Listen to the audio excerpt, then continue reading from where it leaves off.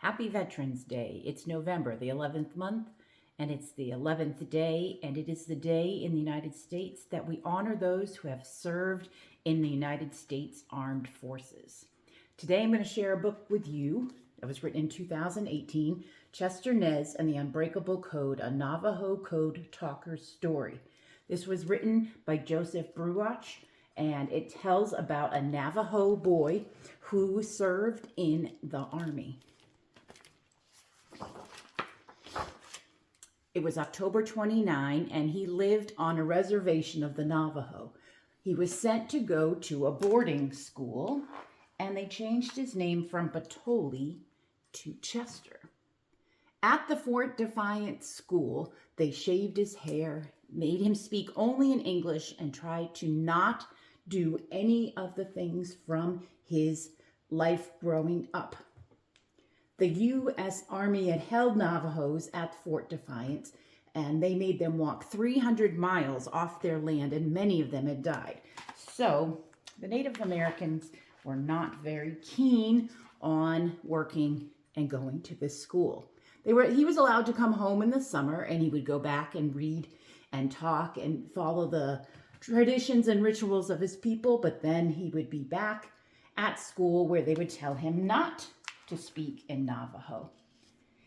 After a while, he converted to Catholicism, and he spoke English at school, but inside he knew he needed to stay true to his Navajo people.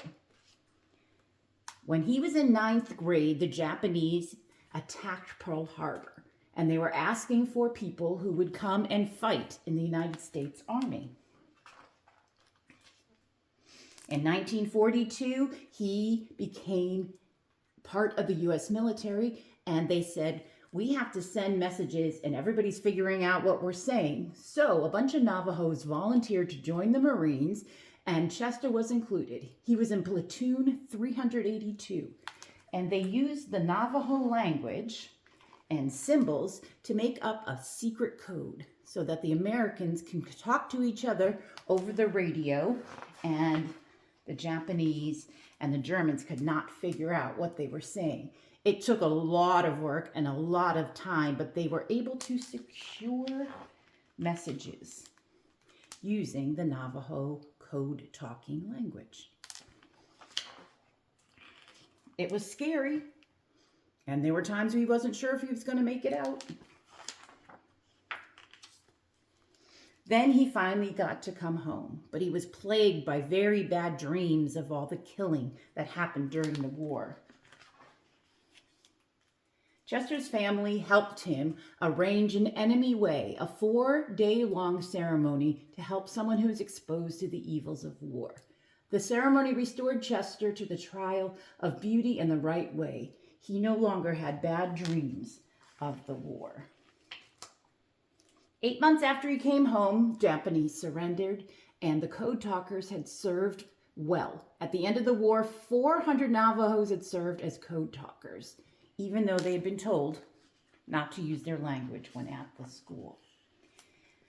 At the back of the book, there's an author's note where he got the information from a biography that was written about him, and then you have the Navajo Code